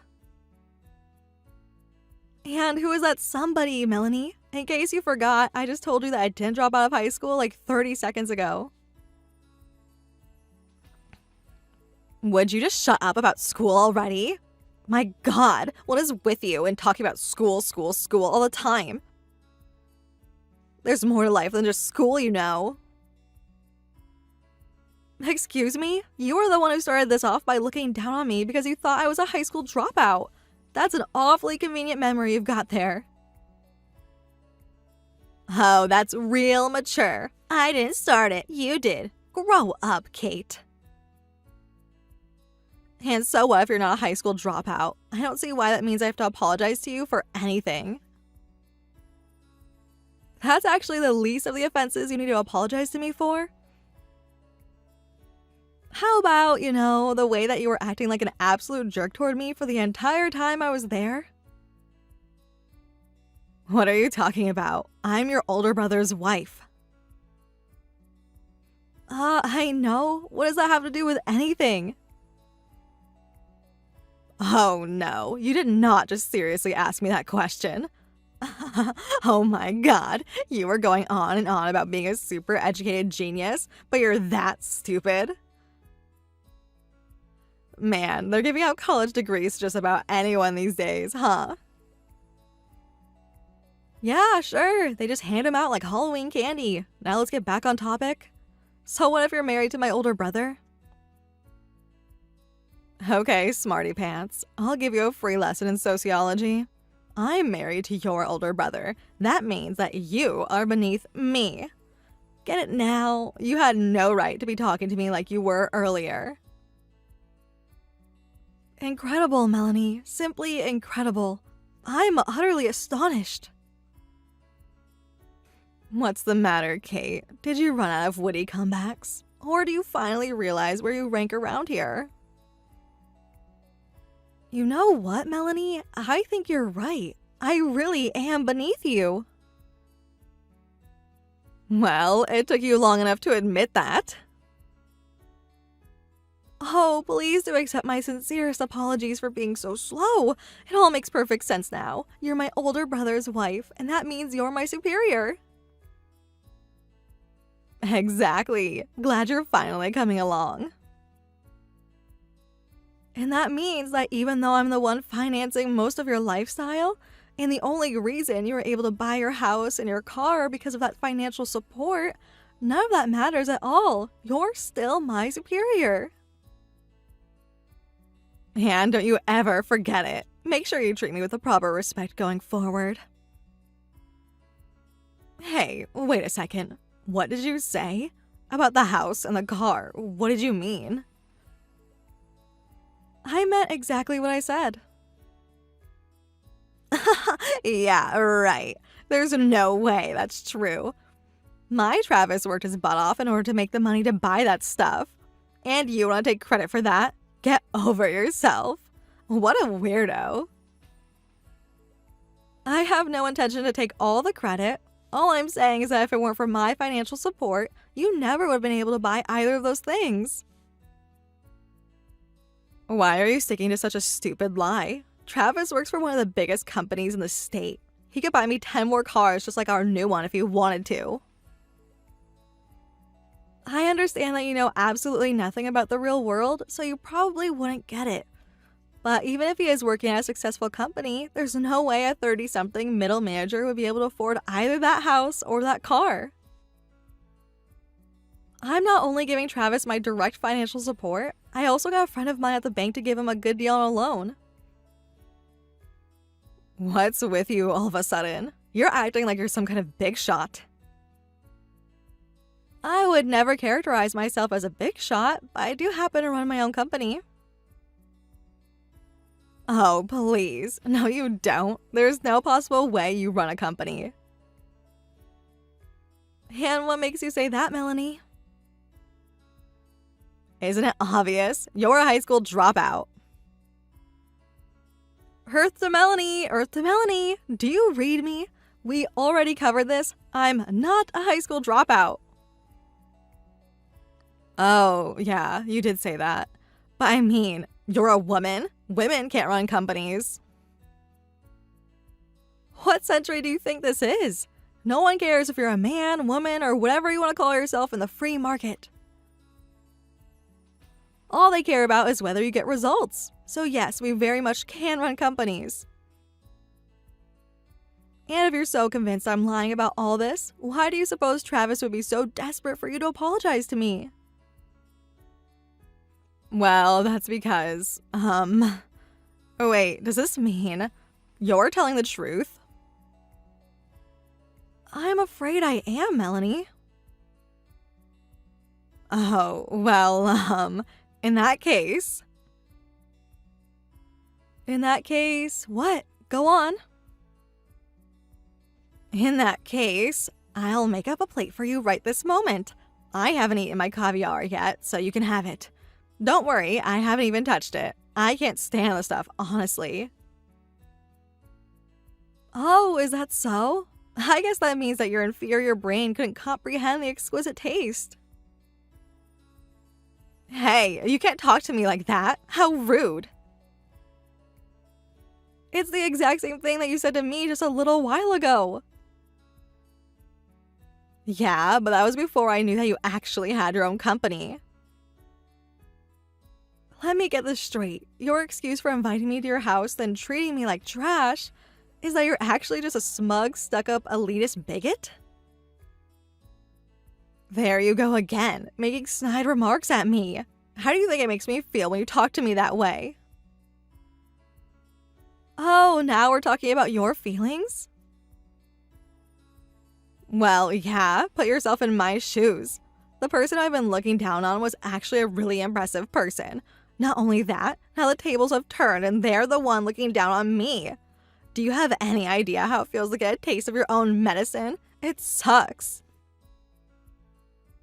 What kind of logic is that? First you told me you hadn't done anything wrong at all, but now you're admitting you were treating me poorly and saying I have to be nice to you because of that? Square that circle for me, Melanie.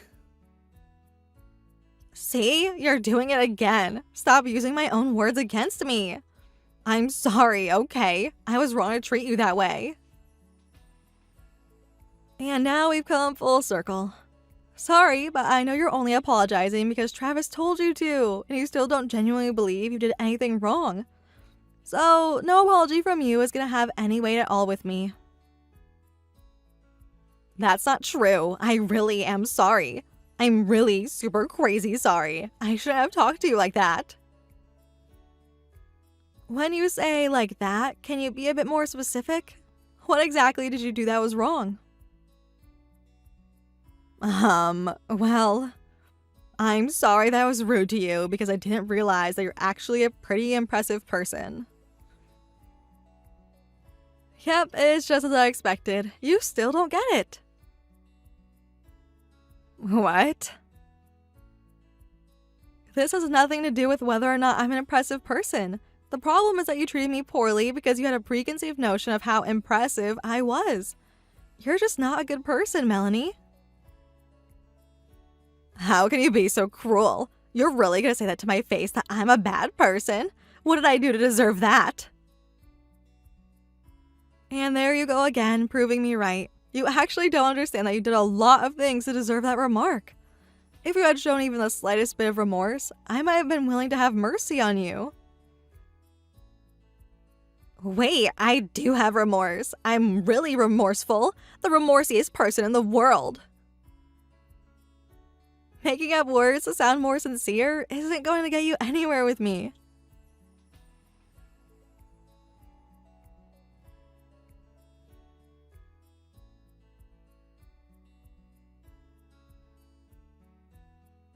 Kate, I am so sorry for what happened today.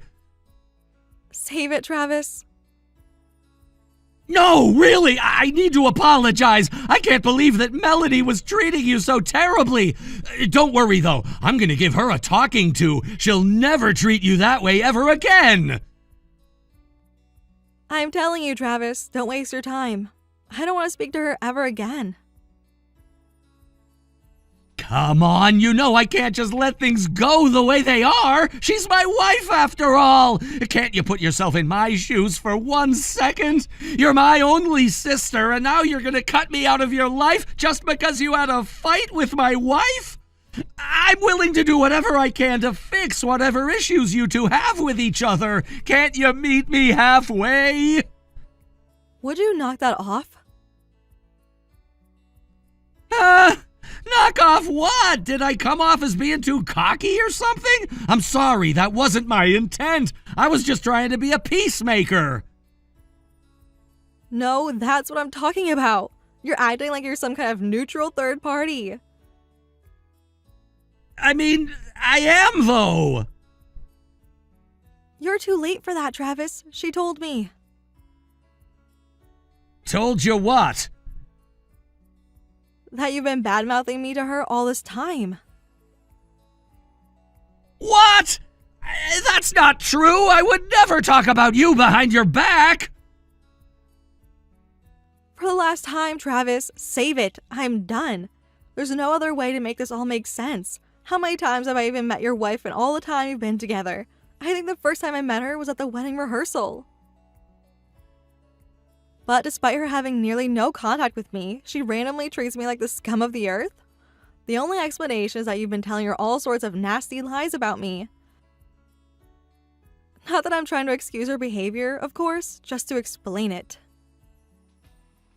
But that's not true! Yes, it is. Do you have any idea the kind of damage you've done to me? Huh? Think about it. I'm the oldest son, but you were always better in school. You went to a better college. You graduated with a higher degree, and you even turned out to be a better businessman than me. All my life, our parents have favored you over me. You can't possibly know how that feels. So what's wrong with complaining about it a little bit, huh? Ah, now I get it. You've got an inferiority complex because I'm better than you at everything. I'm glad we had this discussion. That explains a lot of things. So you can give me a break, right? No, you still have something else to answer for. I do? Something that Melanie said stood out to me. Women can't run companies. That was such a weird thing for her to say. You must have fed that line to her. I did not! There are only two people who say nonsense like that. Either radical feminists who think society is set up to hold women back, or plain old misogynists. Melanie barely reads at a 9th grade level, so she's no academic, and I know you're not a radical feminist either. Well, maybe I'm not, but still. But nothing. Your problem with me isn't just that I'm better than you at everything. It's that I, a woman, am better than you, a man, at everything. That's not true! Okay, well, it's either misogynist or radical feminist. Pick one. Actually, I decided to become a radical feminist. Oh yeah? Name 5 books by Judith Butler. 50 Shades of Grey? Well, misogynist it is. To be fair, you might not even be aware of it, but that just shows how deeply ingrained it is in your personality. In fact, I bet that's a big reason why you chose to marry Melanie. She's a complete moron, and her personality is nails on a chalkboard level obnoxious. Maybe if she was better looking, then you could have used that as an excuse, but she's barely above average. A guy with your salary must have access to far higher quality women than her, and yet you chose her anyway. Why? It's because I love her! No, you don't. You can't stand being around women who are superior to you in any way, be it looks, talent, or knowledge. That's why you can bring yourself to marry someone more on your level. You married Melanie because you could rest assured that for the rest of your life, she will never show you up in any category. I don't have to take this pompous armchair psychologist bit from you. You have no right to speak to me like that. Uh-oh, what's the matter, Travis? Mad that a woman has you dead to rights? In any case, I most certainly do have a right to speak to you like this. Have you forgotten the fact that I'm financing your lifestyle? Shut up, Kate. That has nothing to do with what we're talking about. There's no use in running away from it now, Travis. Own it. You hate women. I always noticed that there was something off about you, even back when we were kids. You seemed like you showed more respect to Dad than to Mom. I chalked that up to you just being a typical teenage boy at first, but it only got worse when you went to college and set out on your own. It must have been utterly humiliating to have a lowly woman such as myself giving you so much financial support. But don't you worry, Travis. You won't have to put up with me any longer, because you're never going to see me or my money ever again. What? No! You can't do this to me! Sure, Melanie was kind of a B word to you, but that's no reason to cut your own brother out of your life! Yet again, you're completely missing the point. I had to explain this exact same thing to Melanie, too. The issue isn't what you did at this point. The biggest problem, and the reason I'm saying goodbye to you, is that you're just not a good person. I don't believe you! How can you talk like that to your own older brother? Wow, you and Melanie really are two peas in a pod. She did the exact same thing. Once she ran out of excuses, she resorted to playing the victim. I'm glad you and Melanie are together. You're perfect for each other. This is insane! You think you're better than me, huh? You think you're God's gift to this green earth, is that it? I've never thought I was better than you, Travis. For all of my life, I've treated you as my equal. You're not my equal! You're not even close to being my equal! Don't you dare pretend like you're my equal! You're nothing but a pompous, self-important, vindictive, spiteful, cocky woman! Uh-oh, Travis, you let your guard down. A whole string of insults, but woman was the only thing you put in all caps? That's a pretty big tell. I don't care what you think of me anymore. You're nothing to me now. You said it yourself. You're cutting me out of your life. So fine, whatever. I hate women. Women shouldn't be allowed in the workplace. They're only good for making babies, cooking, and cleaning. They shouldn't even have the right to vote. Is that what you wanted me to say? I think you were right about one thing, Travis. I was wrong to treat you like my equal. You got that right. How about you hand over your company to me then? I'll run it even better than any woman ever could. I'd rather not bankrupt my company, thank you very much. But what I meant to say was, I should have treated you with so much respect just because you're my brother. I should have treated you like the unbearable loser that you are. You little brat. Whatever. I bet you think you've won, don't you? You think that cutting us off is going to be a total disaster for us, that we're going to be in huge trouble without your support. Well, that's true, isn't it? Heh! Get over yourself. Women like you always think like everyone would be lost without you. Sure, maybe we'll have to get rid of the car, maybe even the house too. But so what if we do? I'm on the fast track to advancement at my company. My department head loves me. I'll probably break out of middle management within the next year. I never even needed any of your stupid support in the first place. Is that so? If you didn't need it, then why did you accept it? Because a stupid woman was handing out money.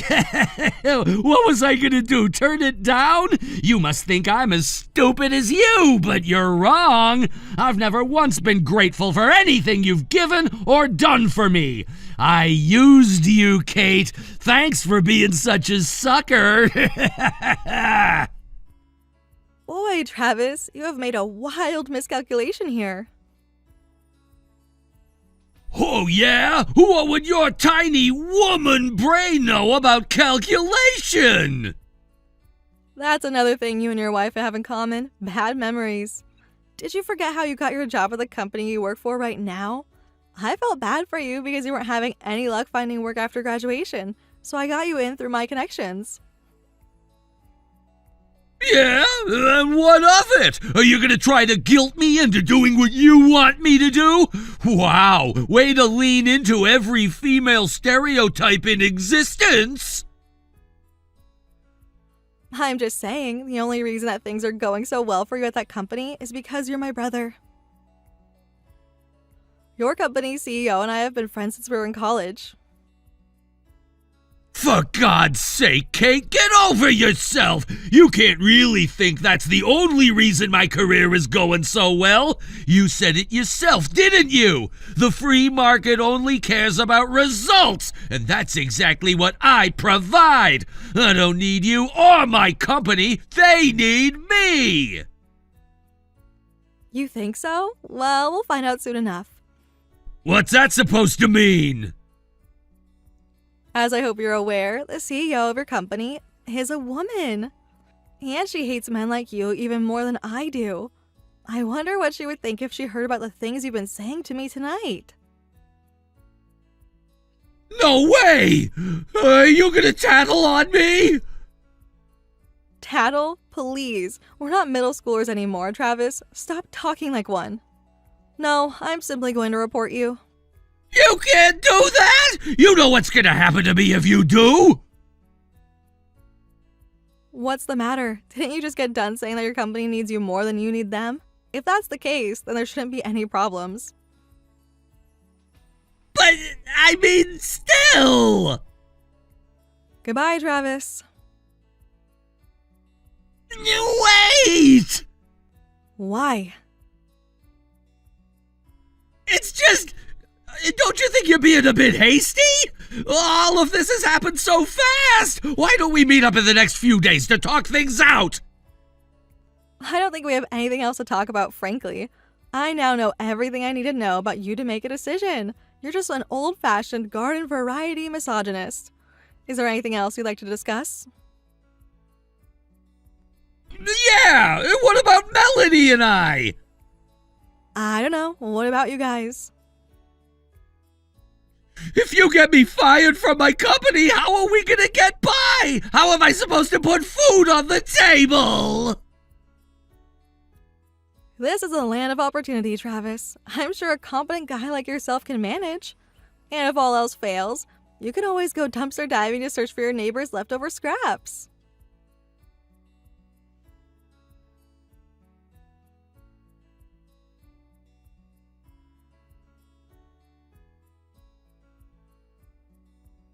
I bet you saw this coming, but I reported Travis's behavior to his boss. She was outraged and he was immediately fired. He wasn't able to make payments on his mortgage or car loan, so he had to sell them both to pay off the balance. He tried to come crying to me, but I ignored all his messages. Then he tried complaining to our parents about me being mean to him, but they were both on my side. Travis and Melanie had a big argument over who was more to blame for what happened, and ended up getting divorced.